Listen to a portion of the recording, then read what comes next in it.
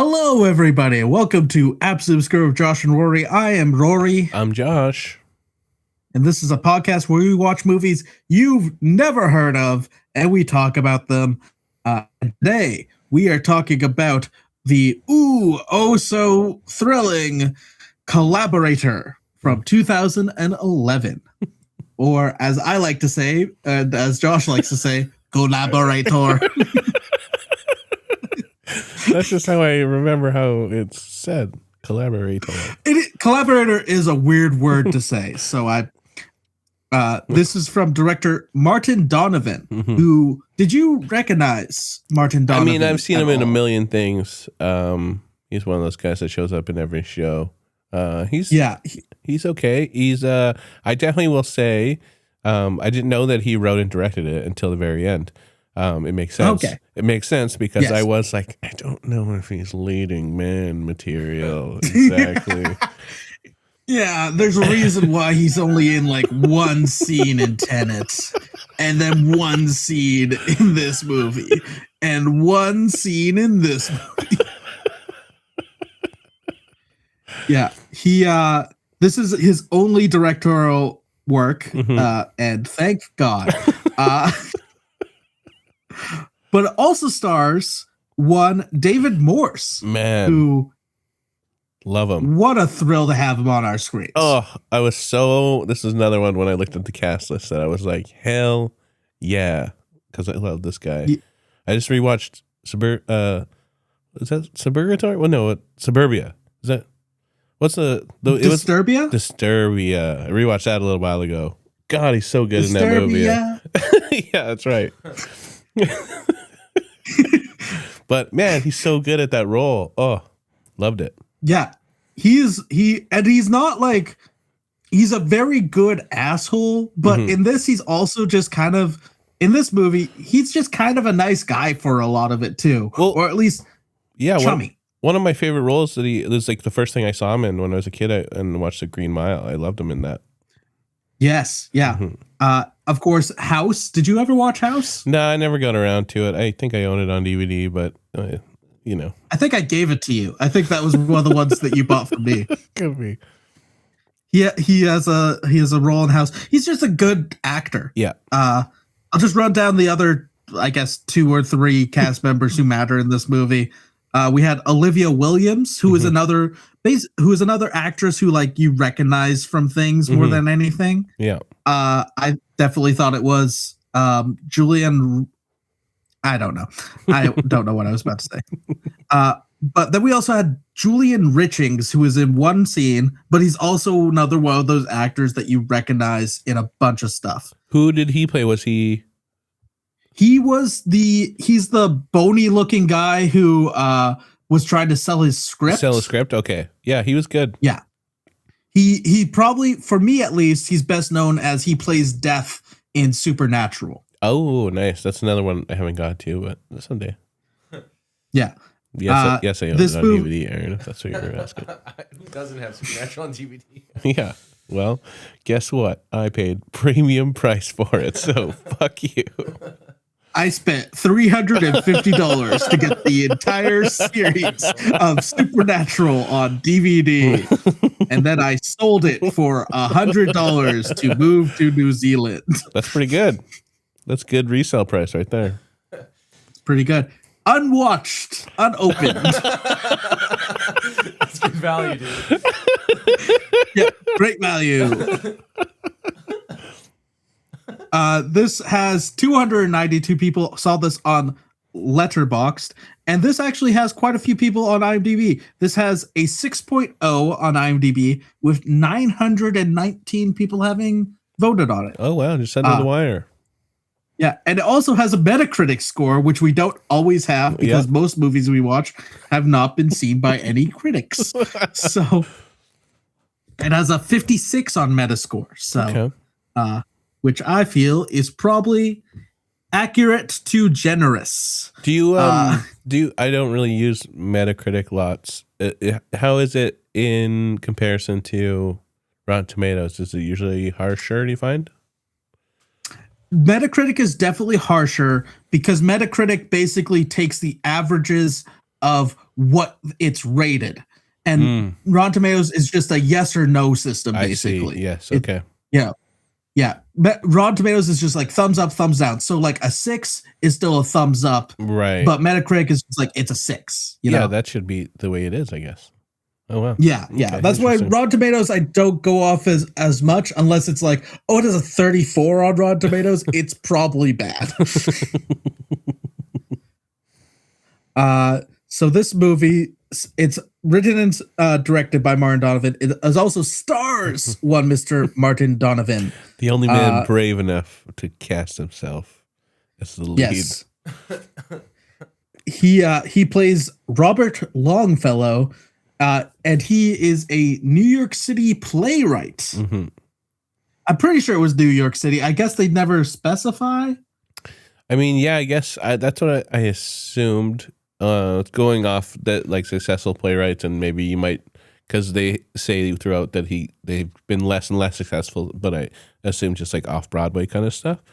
And yeah, you don't really see a lot. You don't see him at home at all, but you hear a little bit about his home life, I guess. Yes. Well, when we meet him, he's kind of walking through the streets. We hear like, it's very funny. It's like a morning zoo style radio program is like playing but they're talking about, oh, did you hear about Michael Robert Longfellow's new play? I'm just like, they're not talking about plays. Are you kidding me? I love this. This voiceover of these disc jockeys being like, man, this guy's plays suck lately. Have you seen them? He used to be the American voice, but now he's nothing. Now let's listen to some Maroon 5. Hell yeah. Yeah, no, it was ridiculous. And I think we also see clips of him like in a play kind of looking out at the audience, and they're all like bored as shit, and he looks bored. Well, it's not really him in a play. I think that's like a dramatic license where he feels like he's on stage. I see. And being judged. That makes sense. But I didn't think it was a cool thing that I was just like, oh, that's nice. And then they never really returned to it until the very end. I was going to say with the very end, that makes sense. Yeah. Yeah. So he's kind of like, he just had a new play debut. It's not doing well. The morning radio DJs hate it. They are tearing it apart. And they also mentioned that he has a wife who's an artist, who they're like, we were talking about his wife, the artist, recently. And they're very favorable on her. I'm just like, this is a weird morning show. Not a lot of listeners. I will say, I definitely think it's New York City because like you'd see the big billboards and lots of traffic and stuff. And it may be, I think like the first time ever be like, oh, I see why people say like New York City is a character, because comparing this to all the movies we watch where there's like no traffic and it's set in like a shitty suburbia where nobody is happening, I'm just like, oh, it does feel better watching this. Yeah, for sure. Yeah. You could tell there was like when you say there was a Metacritic score, I'm not surprised because it does feel like the kind of movie that would get in front of critics. Yes. Yeah. And they'd be like,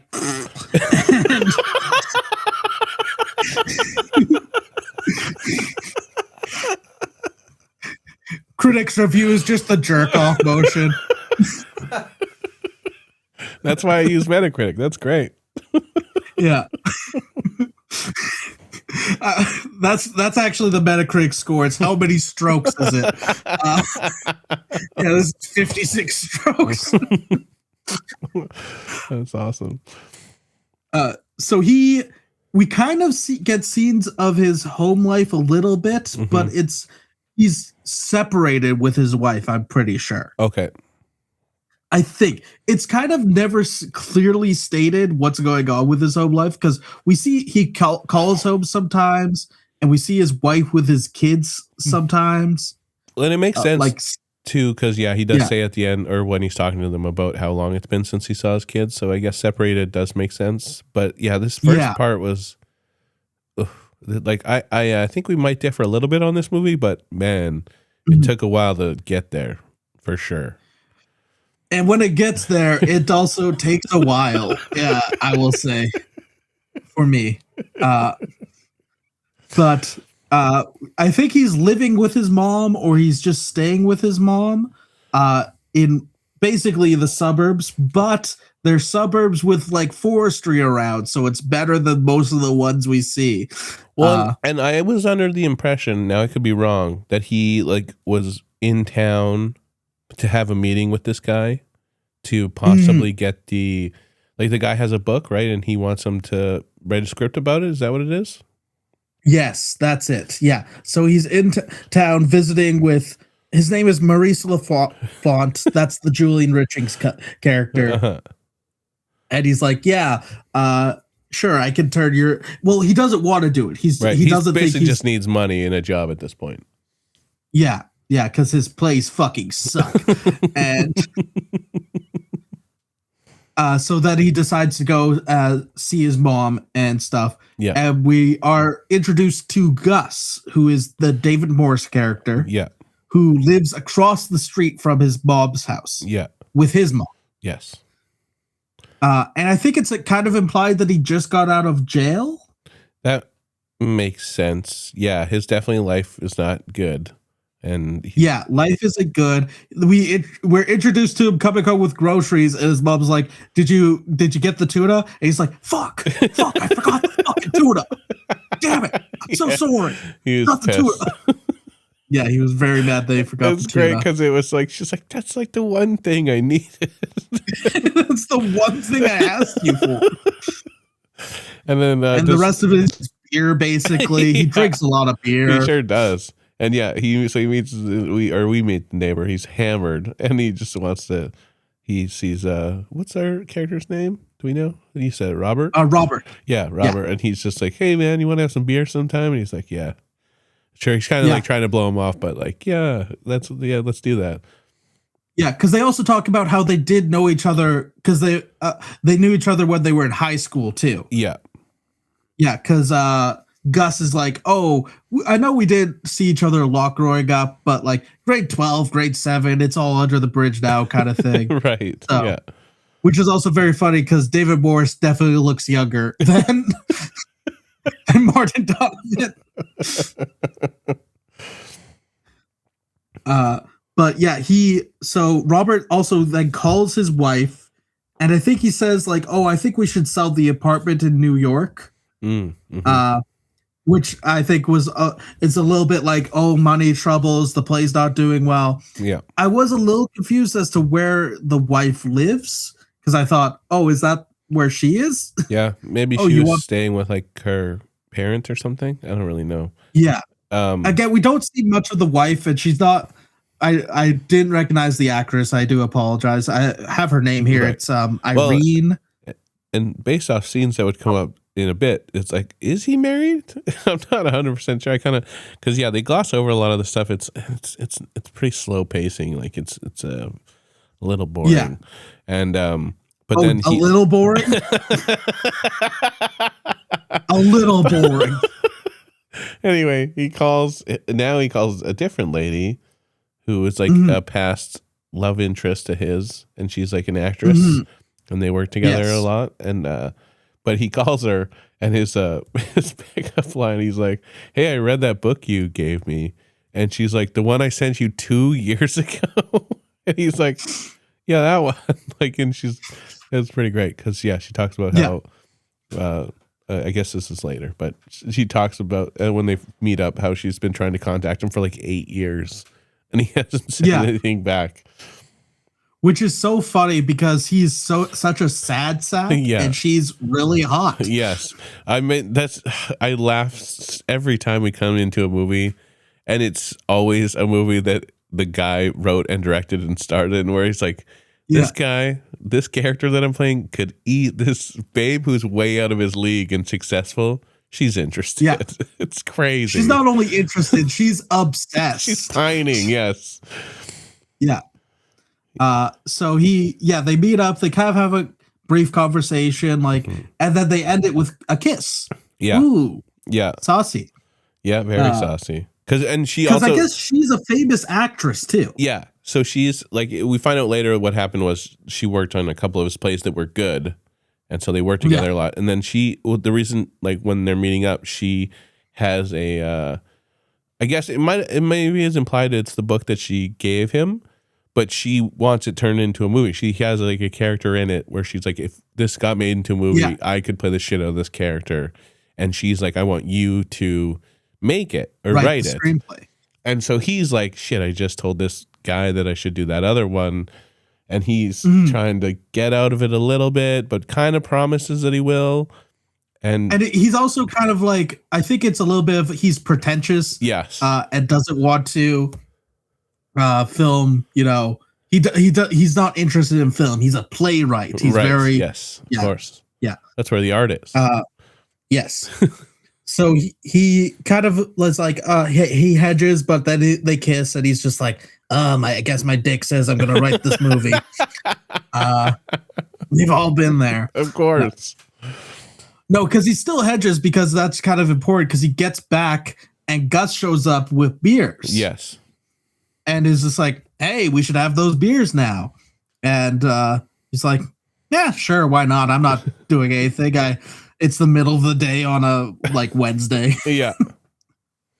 So is this when you started to get invested, I'm guessing? When Gus comes over? Yeah. So let me see if I have more here. Yeah, he comes out because he does I will say this is a very short movie. It's short. Only 80 minutes long. Yeah, well, I was shocked with those 10 minutes left when the credits started rolling. So you're right, but thank God. But so there was, I guess, not that important, but because there's going back and forth with the playwright thing. He eventually calls her, and and then he's like, okay, I'm going to be at your place in an hour, basically, because you can tell this was his first or oldest love or whatever, and. Yeah. So he's in the car. He's about to get in the car, or is he in the car? And that's when Gus comes over. Oh, he's opening the door, right? Yeah, he's opening the door, right? And so Gus is like, "Hey, you got it? Up to anything?" And he's kind of like, "No." And he's like, "Oh," or he does say, "I have a thing to go to," but he's like, "Well, you have time for one beer," and I think it's one of those things. I don't know if you've ever had this where it's someone you don't really want to hang out with, but it's well, if I have this one beer, if I go out and hang out with them for a half hour, then I've done it. Yeah. And I can say no the next 5 times they ask. I have a podcast about that.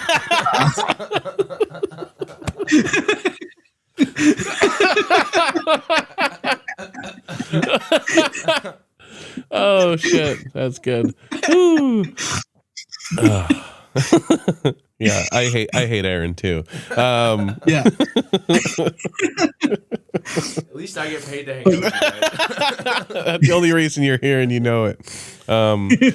But yeah, no, that was fun.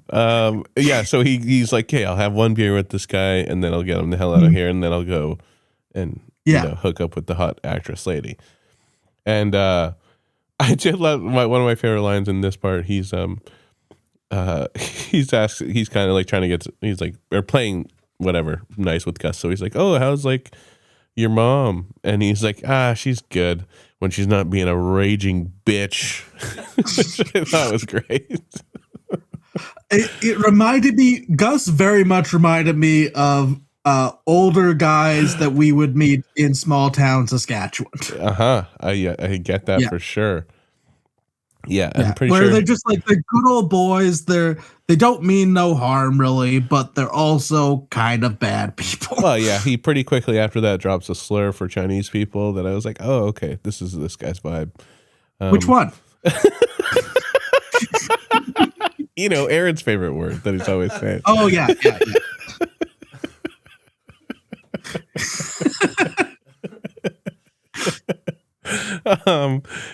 So he's and then he also hey, I have some great weed, which also we got a BC shout out, which is hilarious because he's like, yeah, it's the good stuff up from BC or down from, I don't know what he says. Anyway, he's like, and he's kind of at this point he's Robert's getting annoyed and he's like, whatever, let's go smoke it you can smoke in my room. And then we just all of a sudden see cops surrounding a house. It's where's this happening? And they're just talking. And then I did love that Robert does eventually get talked into having one hit. And then immediately the cops knock on his door. Yeah, they're in his room. They're like blowing the smoke out the window, and the cops knock on his door. He's just like, "Fuck." So he goes to the door, and then all of a sudden Gus produces a gun, and is like, "Be cool," and he hides behind the door. He's just like, "Just get rid of the cop." Yeah. Which is so funny that because this plan was not well conceived, because the cop's like, "Hey, we're trying to stake out the house across the street. Can we use your house as a point of operations? And so we can get everyone away safely. We're going to quietly escort you to the backyard." And he's kind of like, you need my house? And he's like, "Yeah, that's what I said, sir. Did you hear me? Are you okay?" And then the cop does specifically say there's a hostage situation at that other house. Right. Okay. He does say that. So it isn't just like, "Oh, we have to stake this out." It's very much like there is an active problem. Oh yeah, you can tell they're ready to swarm on this place. But so then Gus just casually points. First, his gun appears in Robert's face. Like, from the cop's point of view, he's like, "What's happening right now?" And then he comes out from behind him and just closes the door. It's like, I can imagine being that cop and going to go back to like your sergeant or whatever and being like, "Hey, I think we have to go to this house now." I think we have to knock on this door and then go and try and get this out. I like the idea that there's a hostage situation at both places. And he just has to go back and forth. Just like, I really need to stake out this other house. Now that would have been a great movie.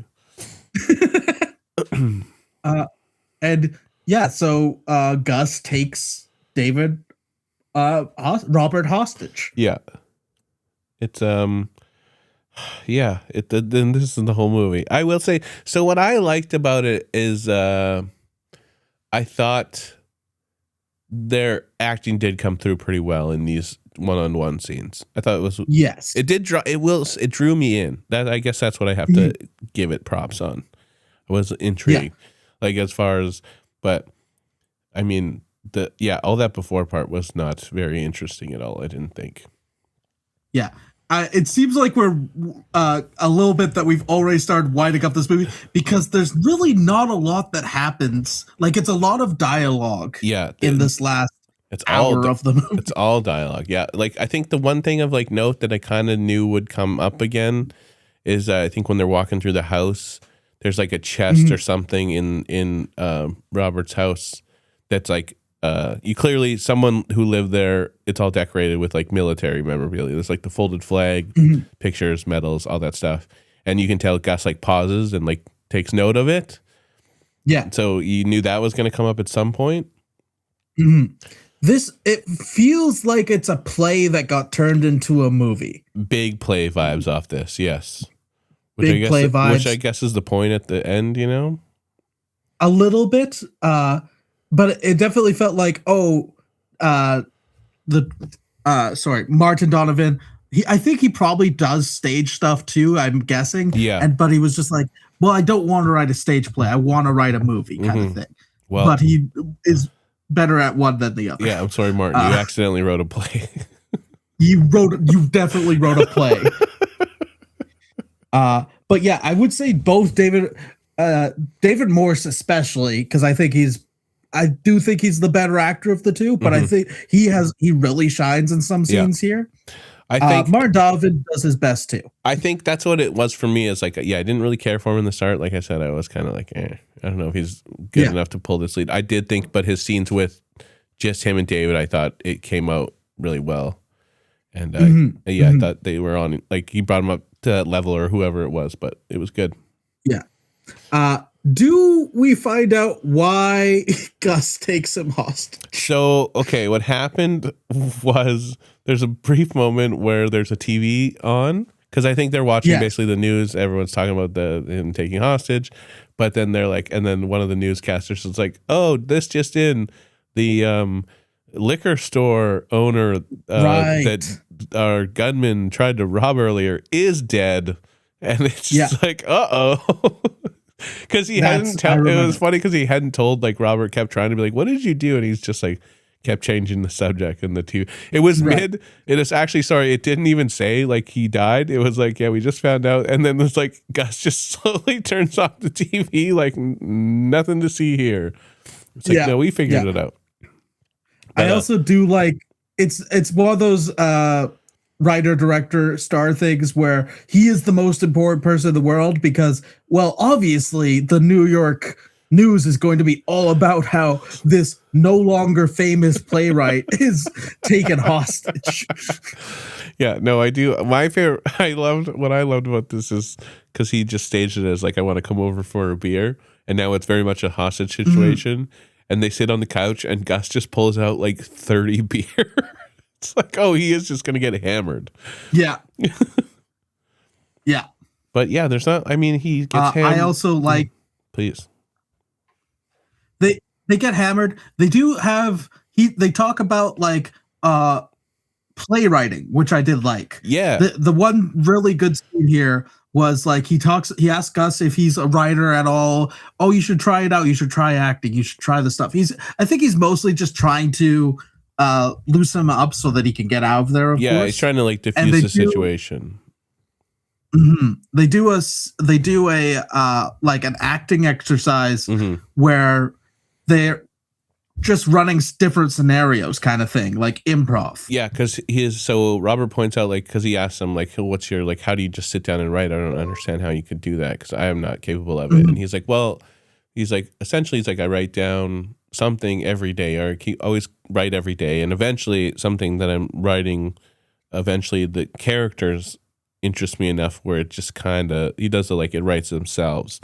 So he's explaining how once he's fully fleshed out the character, it's like he's like it's what they're saying, what this character would say in this moment. And so he's kind of like, oh, I don't understand. He's like, oh, well, yeah, we'll do it right now. And they start doing little like improv scenes where he's teaching them. I think because he's like just say anything, and he's like God bless America, and he's like, why would God do that? And he's like, what? He's like, why would he bless this place? And he's kind of like, he's like, wait, what are you talking about, my America? And he's like, no, that's like, he's like, that was the thing. He's like, yeah. And he's like all impressed about, he's like, oh my God. Yeah. So it is funny. And he also tells him to not act, which I did like, where like, cause he starts doing like a character. He starts and he's just like, no, just answer how you, what I'm asking you a question, just answer it kind of thing. Yeah. And the character will come out of it. I also like the idea of Martin Donovan doing this while writing this movie, where he's just like, okay, Robert Longfellow, tell me about yourself. It's just like, fat cock, woman loves me. Best in the world, but no one appreciates it. Yeah, they really should have left that in. That's good stuff.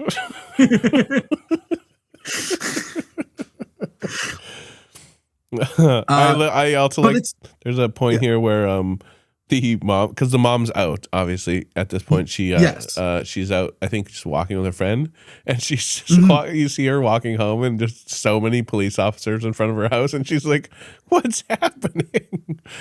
And it's like, oh, your son got taken hostage, and she sits down with Gus's mom outside, right, is the big and she's kind of apologizing for it and doesn't know what happened. Yeah, and they just sit in lawn chairs just waiting. And this is a long hostage situation. Very like, not so. super long, but like it's been, I think it lasts, I'd say probably 8 hours. Probably-ish. Yeah, it's through the night almost, I would think. And then, because, the police keep calling, and he's like, Gus isn't like trying to cooperate or anything, which I think is what's frustrating to Robert. Is like, he doesn't know why the situation is happening. So it's hard to get out of it because he doesn't know how serious it is. Mm-hmm. Yeah, and it's just funny thinking about, because they were ready to storm in the other building. We never see the cops again. We never see another cop again outside of the one who came to the door. Right. So you get no sense of like, hey, how serious are they taking this kind of thing? I did like, in that regard, I did like the because he kind of. So one of the things that happens that's like kind of interesting, I think, and it's also another way, like we were talking about, to get him to like diffuse the situation, is because Gus starts being like, oh, who was that lady you used to go out with? And he's at first kind of like, oh, like, I don't know what you're talking about. And he's like, no, you know, the lady, the famous one. And he's like, I have it written down. I forget something Styles. I forget what her Emma Styles. And she's like, and he's like, yeah, that actress. And so he's like, well, you know, I could call her. I could call her right now and see if. Yes. And we also have seen at this point that Emma has seen it on the news. She knows that Robert's been taking hostage. And so he gets the phone. He phones Emma and is like, hey, because Gus at first he's like hiding behind the fridge. It's like, no, I can't talk to Emma Styles. Are you crazy? And so he's like, no, I'll talk to her first. And then he's like, you can say hello. And so he kind of gets Emma set up to be like, hey, just like, kind of gets her to like, hey, here's this, without saying it, being like, here's the situation I'm in. My friend would like to talk to you. And so she's like, oh, okay. Like, and, but he's like, you know, I'm okay. It's fine. We're just drinking and having beers. It's guys' night, you know? And, so he very much, as he goes from not wanting to talk to her to very into the conversation with Emma, and then now the cops are calling the line to try to negotiate, and he keeps getting pissed that the phone call is getting interrupted. I really like that part. That was a very fun scene because he gets, and like it's the first time I feel that Gus actually did start to feel threatening to a degree. Oh yeah, he was getting really mad that his conversation with Emma was getting interrupted. Yeah, on the third time he like straight up is like, "Stop fucking calling," and like slams the phone down, and you see Robert get all like, oh shit, and then even Emma on the other line. Because I think he says that I'll fucking shoot him if you call again. Oh yeah, he says I'll burn this house to the ground and shoot both of us. That's what he says, and stop fucking calling. So what I was gonna say I liked is because then they do have a long time where it's just the two of them, and then it again gets to an intense level where they're fighting, and all of a sudden because you kind of forget. But like you just said, you're like the cops, and then all of a sudden the phone just rings again. It's like I guess they would just have to be like, well, we have to try again. Like we can't not call. Yeah, but they did leave it like a solid 15 minutes where they didn't call. It's pretty funny. I do like that we also eventually get to the point where the news is like, oh, and we've come into new footage. Yes, thank you. This is the funniest part of the movie where they're just like, and we've got somebody took this video of, it appears that it's actress Emma Styles kissing Robert Longfellow. This guy's in a hostage situation. They're like, look at him cheating on his wife. The guy's like literally like, isn't he married? And she's like, I think so. And they're like, oh, they're just like, and yes, we did just confirm that he is married with 2 children. They also stopped. They show the kiss like 5 times in a row. It's like them making out that happened earlier in the day. And then it like stops, starts again, them making out again. It's just they're like replaying it over and over. There was actually before that part, I did like when they first are like broadcasting it, they're like, oh my God, disgraced playwright Robert Longfellow. Like they're just like bashing him. They're like, he used to be great and his last couple plays sucked, if you ask me. Like everybody's just taking digs at this guy. It's great. And I don't know about you. I was under the impression that maybe Gus was the one who filmed it. Oh, interesting. That could be. It may be because Gus has this kind of somewhat unhealthy, it's implied unhealthy obsession with Emma Styles, and he knew that that the other guy was going somewhere, but also because I was just like, who the fuck would film this otherwise? It makes sense only because like even him asking about it was a little strange, and it did seem like he knew they were a thing somehow. So I guess and he kind of was he also appeared somewhat angry when it was on the TV that, oh, I feel like you've betrayed me a bit. Right. Yeah. I don't know. That's a interesting theory, Rory. I'll put it into the trivia of their IMDb. I liked so there was one point where the phone's getting passed around and he does say like, hey, can I just, since it's on the news, can I just call my wife quick? And they talk and he says, no, I'm safe. It's like kind of a sweet conversation. And And then after the news breaks of like the cheating, he's like, "Can I call my wife?" And then you just you see the phone ringing, and she just doesn't pick up. It's great. I hope you fucking die. Which I guess that implies that they aren't fully separated, right? Because this is the point. So he leaves a message being like, "Hey, I want to work on things." I think he's at this point worried he's going to die, and so he also uses it to be like, "Hey, son, I heard you had a big game the other day. I hope to be at the next one. You know, I'm not going to miss it for anything. Hey, girl, you're my little princess, and I wish I could watch you sleep," or whatever he says. It's weird. Yeah, but it's a. That's Josh being romantic. Oh, I wish I could watch you sleep. He said it to the daughter. I just remember her name. Please, I just watched Obsession. I can't talk about people watching people sleep. And then we kind of are entering the final stages here, and they decide to do, or I think Robert kind of forces him to do the exercise again. Yes, Robert wants to keep doing it, and Gus wants to do it. Robert doesn't really want to. His life's just falling apart on TV for everyone to watch. Yeah, and so piece of shit former writer going to die soon. That's why I felt bad, because it's like there would be people watching this news and be like, "Oh, good, I hope he dies."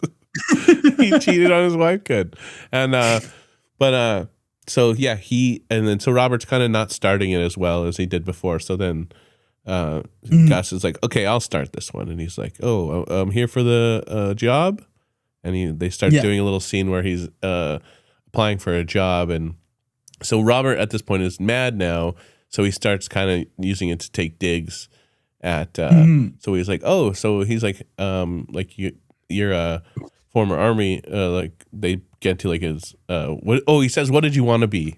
What was the thing you wanted to be when you were a little kid?" And he's like, "I want to be in the army."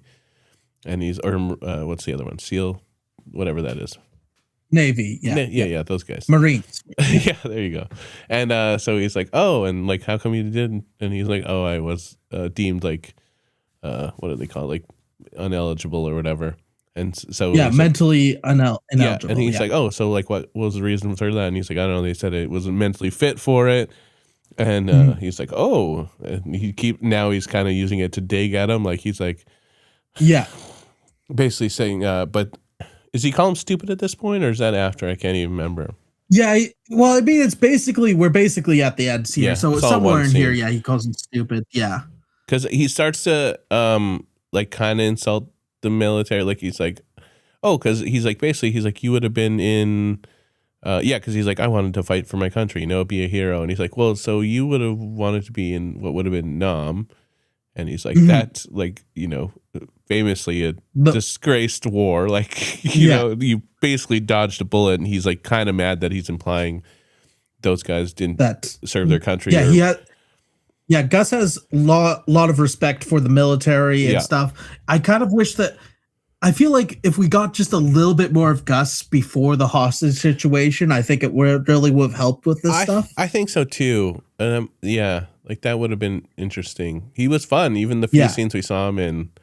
Because also that's the other thing I thought. Did you find that when they were just interacting outside, he was kind of playing stupid a little bit, and then once he took him hostage, he kind of turned on more serious, I thought. Yes. Yeah. So then he basically, he's like kind of like, well, your dad was like in the military, and you had that's what he brings up. He's like, what, your brother? Tell me about. I was friends with him, and he's like, I don't want to. They had this thing where they could raise their hand if they wanted to break character in the scene, and he's like, I don't want to do this. I don't want to talk about that. And he's basically like, hey, you were the one who started going down this path, so yeah, we're fucking talking about it. And he's like, well, your brother went, because we find out that Robert's brother and Gus used to talk about it together, how they both wanted to go sign up, and how and he's like, your brother could have went a month early because he turned 18, but he waited for me to turn 18 so we could both go. He got in, I didn't. He died serving his country. And Robert's like, he didn't fucking die serving his country. He went over there for, like, he got tricked into going into a war that wasn't important by the government that said it was, you know. Mm-hmm. He's like, it shouldn't. He's basically talking about how it shouldn't have happened and how there's no like, you know, what's to respect about that kind of thing. And Gus slaps him, and he's basically kind of like, well, the whole reason, like, you're wrong about the reason my brother did it. It's because our dad pushed him. Because that's like, so Gus's dad was also a military guy. He's just and he's like, oh, so what happened? Your dad would push you around because you didn't get in. You were too stupid. And he's like, so basically that's the same reason my brother went in. I know you guys like, because Gus is like, no, we talked about it. We wanted to do it. He's like, yeah, but my dad like was the one who pushed it on him. He didn't want to go. He did it to make him happy, and then he died for it. Yeah. And yes. And I want to just say that this scene is really well acted. Yeah. And it's really, I think this is probably the best scene of the movie, or maybe the first acting exercise I really liked. But I think that we just don't know enough about Gus beforehand for all of this to really land for me. That was the one thing. I get that. I think it was enough to, like I said, I did get drawn in by it, and but their acting for sure was the high spot of anything in this film for me. And I think that because it was directed basically like one on him. It's not very interestingly shot, or I mean, they only have so much space to work with, but yeah. For like, I mean, it would make a very interesting play. Oh boy, one of the right on a stage. I also wonder if they did shoot earlier scenes with David Morse, and then in the editing bay, he's just like, he's acting me under the fucking table. I'm cutting all these early scenes. That's funny. Maybe that did happen. So they end up like full on fighting now, like wrestling each other, because Robert's finally, I think, one realized that's his only way out of the situation. Or because I think he even says like, you know what, fuck this, I'm walking out that front door. You can shoot me if you want to. And they kind of scuffle a little bit. And like I said, this is where the phone rings. And like you realize that it hasn't, the police did just leave them alone for 20 minutes. And then Gus just shoots the phone, which I liked. Yes. But now, of course, now every reporter's like, oh, shots fired. And so now Robert's like, hey man, you just like hyped up this situation so much with that move. Like, we have to walk out of here, because it's over. They're going to be coming in here anyway. And, he does. I did think this was kind of sweet. It does say like, hey, I'm sorry for what, like, because he called him stupid. And so obviously you could tell Gus has been called stupid his whole life. So it really hit a nerve with him. And he does say like, hey, I'm sorry I said that. And he's like, and Gus kind of accepts it. He's he kind of plays off that he's like, I was mad in the moment, and so I went there because I knew you would hurt you. And so he's kind of like, oh, you were just acting. That's nice. And then fucking Gus gets shot right in the face. Shot in the head. Like sudden. Like, oh my God. Yeah. And he's dead. And then it transitions to a spotlight on a play. And applause echoing. And like you said, we realize that this is Robert basically coming to the idea that like, oh my God, I just have an idea for my next breakout play. So, and then because then it immediately cuts back to the cops being like, hey, are you okay, sir? Like, they're in his living room. So that was interesting, I thought. I think interesting is the best way I could. I just found that a lot of the between the scenes, like I don't think the writing was strong enough for most of the movie. They had like some really strong moments, and both David Morse and Martin Donovan doing their best. But I just don't think a lot of it. I think it would really bore a lot of people. Is the main thing. I can agree with that. I would say that if anything struggles, it's like the writing, the plot isn't great. But yeah, these two, when it's just these two guys in the scene, even to the extent the phone conversation with Gus and Emma, I thought was good too. Yes, I thought that was really good too. Yeah. She. But I thought them just two face to face when they're doing those exercises was really good. Mm-hmm. Yeah. But it definitely feels like, oh, this is an actor kind of up his own ass a little bit about the importance of art. I mean, it definitely did reek of that. Yes. Yeah. Yeah. So what are you going to give this on our letterbox, would you say? I mean, I'm probably going a little higher than you, but I would be willing to go like 2.5. I don't know. I was going to say 2.5 seems fair. Mostly for the acting is better than most acting that we come across. Definitely. Like infinitely more better than Cruel Will or I will say how we had to watch this movie, I was pretty upset about because I had to pay. I had to pay. Yeah, we $15. We both bought this fucking movie. I had to pay $15 on YouTube to own this movie that I don't fucking want. That could have soured. That did sour my first 20 minutes. That's for sure. It is funny that Aaron was like, "Why don't you guys just have one YouTube account that you both can watch it on?" And I'm like, "Shut up, Aaron. Shut up, Aaron, you fucker." And also, to be fair, most of the times we don't buy it, we rent it. Yeah. And you only have like a 2-day window to watch it when you rent it. That's anyway. Right. So I forgot about that. Yeah. Because I remember it would be really hard to time us together to be like, we're renting this the same day kind of thing. I remember way back in the early days when I used to, and this is like, by early days, I mean, I think the first 2 movies I watched twice. Yeah. And I was mid watching the second movie a second time, and it like my YouTube, it ran out, and I was like, I guess I just forget how that ends. That's fine. Yeah. Before, during, after, second movie ever. That's right. That was also about stupid acting on off-Broadway stuff.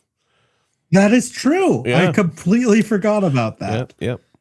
Bad movie. Worse than this one for sure. Definitely. Yeah, I'd go with a 2.5. Okay, cool. I'm happy with that. Cool. Awesome. Well, thank you guys so much for listening, watching. If you enjoyed this episode, if you enjoyed this podcast, give us a comment, give us a like, give us a follow, give us a share, give us anything. We would appreciate it so much, folks. Money? Money? No, don't give us money. Well, don't give us money. Someone give us $15 each and we'll be more happy about this movie. Yeah, actually, that's fair. We'll take it. Actually, we're just going to take the $15 each out of what we pay Aaron. Usually, that sounds good. That don't sounds worry. Good. I like that. If you guys have any questions or comments for us, make sure you can always email us at absolutelyobscurepodcast@gmail.com. We'll read them on the episodes and answer anything you have for us. You can also follow us on most social media at Absolutely Obscure Podcast or on Letterboxd at AbsObsPod or on Instagram, Absolutely Obscure Podcast. Yeah, or you can follow us individually at The True Rory and Real Funny Josh. And if you still haven't done it, go watch Rory's special on YouTube, Boogie Woogie. It's fantastic. Thank you so much, Josh. And by the time this episode comes out, maybe you'll have a special out. This one is we're recording so far in the future now, I don't even know.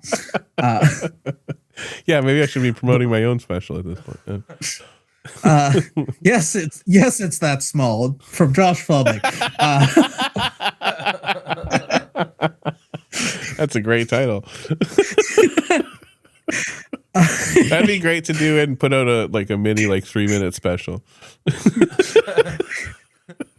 Josh Fleming special, perfect for vaginal sex.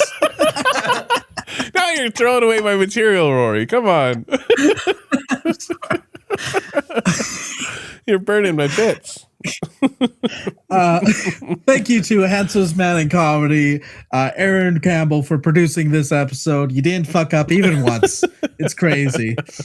Thank you to Matt Prince for our theme music. Mm-hmm. Thank you to This Thing on Productions for producing our podcast. And now it is time to choose a new movie, Josh. Exciting. Are you excited? I am excited. Okay. There's one here that I really want you to choose, but honestly, I don't think there's a bad choice between the three of these. So we have Eternity, the movie. Okay. Then we have The Midnight Man. Okay. And finally, The Journeyman. What's Eternity, the movie? Yep. Midnight Man. Yep. Journeyman. Journeyman. I think I'm most intrigued by The Midnight Man. The Midnight Man. Okay. This came out in 2016. This has a 5.1 on IMDb with 937 votes, so just under the wire for us. It has 157 people have seen this on Letterboxd. Mm-hmm. After losing his rare genetic disorder, or the incredible ability to be impervious to hurt, a hired assassin discovers the direct and immortal beauty of pain. I don't know what the fuck that means. Sweet. Some guy's going to get his rocks off from getting cut. I love it. Oh, yeah. Yeah. His name is... Oh, it stars Josh Fleming. Crazy. Man, keep your eyes peeled for my special, The Midnight Man. All right, folks. You can look forward to that episode in the future. Thank you guys so much again for listening, watching. Take care out there. Bye. Bye.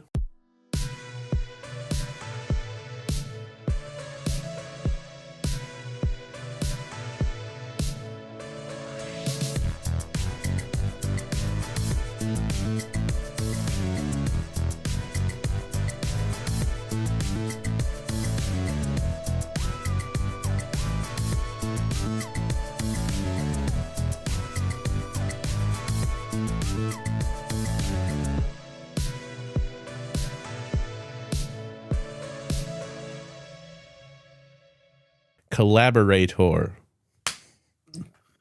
Go for it. Collaborator. I was going to say